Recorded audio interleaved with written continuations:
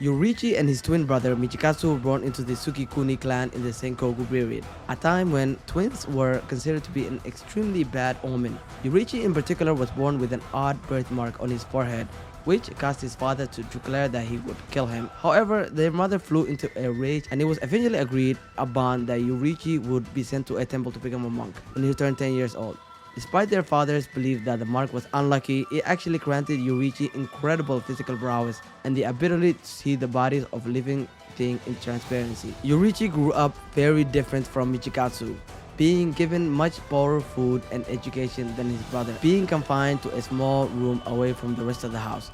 Until he was 7, Yoriichi was thought to be deaf as he never spoke and was constantly found clinging to his sickly mother's left side. It is later revealed that he sensed her illness weakening her left side and was helping to support her while she walked. Because of this, Michikazu found him pitiful. Still, his brother often snuck behind their father's back to see Yoriichi, even giving him a handmade flute as a gift to comfort him. By the way, Michikazu is Kokeshiba, by the way, Abermu 1. One day at age 7, Yoriichi smiled and spoke for the first time, declaring his intent to become a samurai like his brother after watching Michikazu practice sword swings, startling Michikazu. However, Michikazu was dismissive of this sentiment as it was well known that Yoriichi would be sent away to the temple when he was 10. Still, one of their father's men tasked with training Michikazu decided to humor Yoriichi one day, showing him a simple stance. Unexpectedly, the young boy flew into action after assuming the stance, landing 4 quick blows against the man and shocking his brother in the process, who, despite his training, had never landed even one blow against their master. However, Yoriichi couldn't stand the feeling of hitting someone and renounced his goal to become a samurai right there and then. Michikazu often asked him about how he managed to hit the man, and Yoriichi described what was like an early form of a breathing style. But rather than talking about the sword and continue training in the sword, he happily told Michikazu he would rather play with him and fly kites instead. When his mother passed away from her illness, Yoriichi went to Michikazu's room at night to tell his brother the news and bid his farewell, planning to leave the temple for that night. He expressed gratitude towards his brother, stating that he would always keep him in mind and finally tucked away the flute Michikazu had made for him earlier. It was later revealed to Michikazu through their mother's diary that Yoriichi had known everything about their mother's illness and had prepared to leave the night she died in order to protect his brother from being stripped of his title as successor, as he was the older twin, and sent to the temple in Yoriichi's place. However, this caused Michikazu to develop an intense hatred for Yoriichi, who he believed to be a genius and was extremely envious of him. Even though he was to become a monk at the temple, Yoriichi did not do so. Instead, he ran away, wanting to live freely and presumably to ensure Michikazu's position to succeed their family. After running straight for one day and one night without any sign of exhaustion into the mountains, Yoriichi met a girl around the same age as him named Uta, whose entire family had been murdered. Yoriichi chose to live with her, and after 10 years, Uta and Yoriichi became married, and Uta became pregnant with his child. Just before the expected arrival of their child, Yoriichi left home to summon a midwife, promising his wife to come back before the sunset. On his way, Yoriichi had helped an old man losing so much time that he decided to return home and summon a midwife the next day. By then, the sun had already set, and when he finally arrived home, he found his wife Yuta and their unborn son laying on the ground, both killed by a demon. The tragedy shocked Yoriichi so much that he held their corpse in his arms for 10 days straight and only buried them after a presuming demon slayer encouraged him to do so. This was the cause for Yoriichi to pick his blade back up and start training again as a demon slayer this time. Eventually, Yoriichi and Michikazu went on to become incredibly strong demon slayers, developing their own breathing styles in the process, Yoriichi's being the sun breathing and Michikazu's being the moon breathing. Yoriichi went on to teach many people of the breathing techniques he used and of the sun breathing.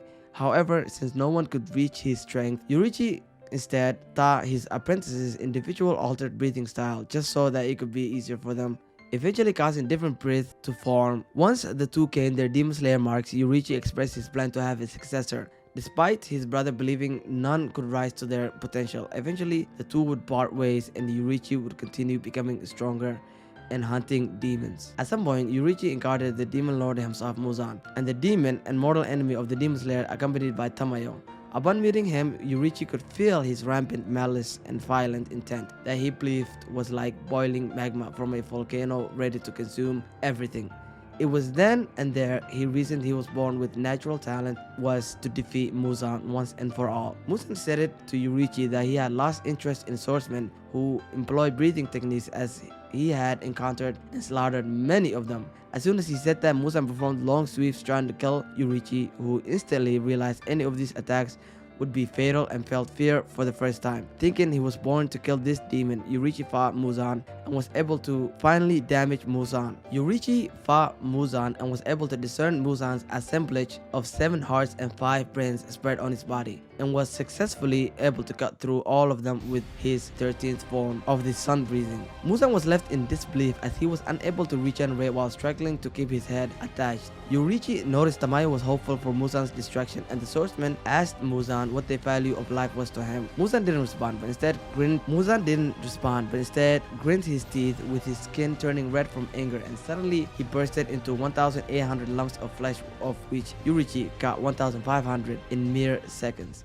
He correctly deduced the remaining lumps must have reformed to regenerate somewhere else. Tamayo was left on the verge of tears as she realized Muzan learned how to avoid death by decapitation, and how the man that ruined her life still remained at large. Yoriichi calmed Tamayo, who proceeded to tell him that Muzan would likely avoid facing Yoriichi ever again, and how she was glad to have been freed of Muzan's control due to being weakened. Yoriichi requested for Tamayo's help, to which she reluctantly agreed. Soon after, some demon slayers report to Yoriichi that his brother had betrayed the organization and became the demon known as Kokushibo. This, along with Yoriichi's failure in killing Muzan, infuriated many in the Demon Slayer Corps who wanted him to step down.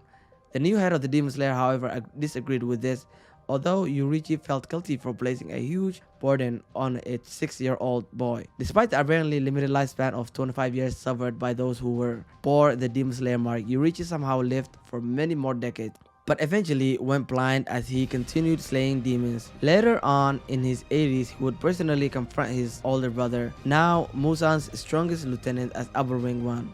Devastated at what his brother had become and trying to free him from his current fate, Yoriichi tried killing his brother but only slightly sliced Kokushibo's neck, although Kokushibo feared the next blow would kill him. Yoriichi unfortunately passed away soon after. Standing up, Kokushibo would strike at his brother's corpse in anger, only to realize Yoriichi carried the flu that he had given him when they were both still children.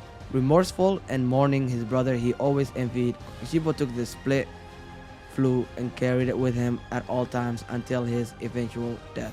During the present battle against Muzan, Tanjiro, on the verge of death through Muzan's blood, would eventually see Yoriichi's memories, past memories, and even though he died hundreds of years ago, wished that his spirit could find peace. There you have it, guys. I just wanted to make a quick video on the strongest Demon Slayer to have ever lived. I hope you guys enjoyed the video. Definitely leave a comment of which Demon Slayer character that you would like to see next, as I really enjoy making this type of videos. With that said, until next time.